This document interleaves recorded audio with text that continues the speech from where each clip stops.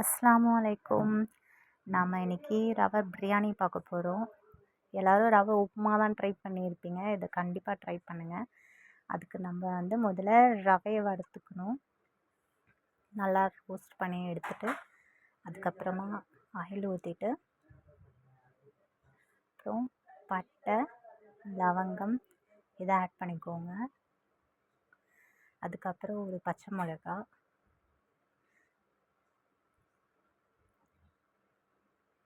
அப்புறமா நான் 3 வெங்காயம் கட் பண்ணி வச்சுருக்கேன். அதையும் அது கூட சேர்த்துக்கோங்க.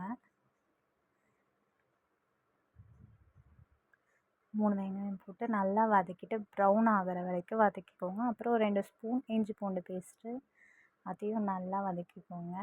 அதுக்கப்புறமா எந்த அளவுக்கு வெங்காயம் எடுத்துருக்கீங்களோ அந்த அளவுக்கே தக்காளியும் ஆட் பண்ணிக்கோங்க.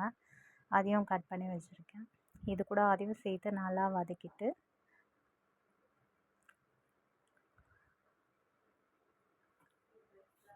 இதை நீங்கள் கண்டிப்பாக ட்ரை பண்ணி பாருங்கள். உங்கள் எல்லாருக்கும் ரொம்ப பிடிக்கும்.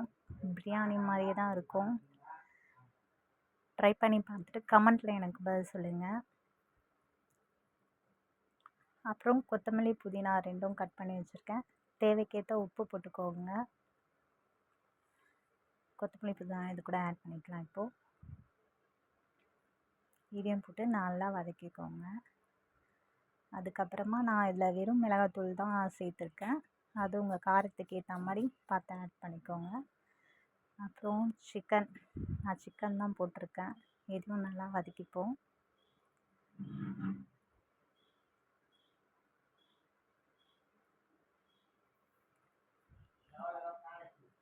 இப்போ மிளகாத்தூள், அதுக்கப்புறமா கரம் மசாலா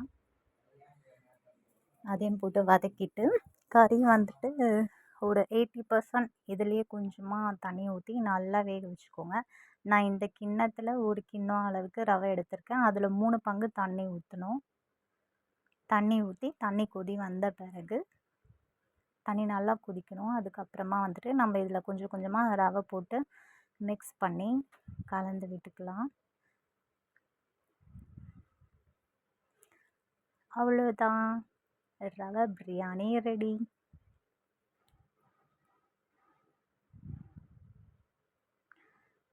இதை பார்த்தீங்களா?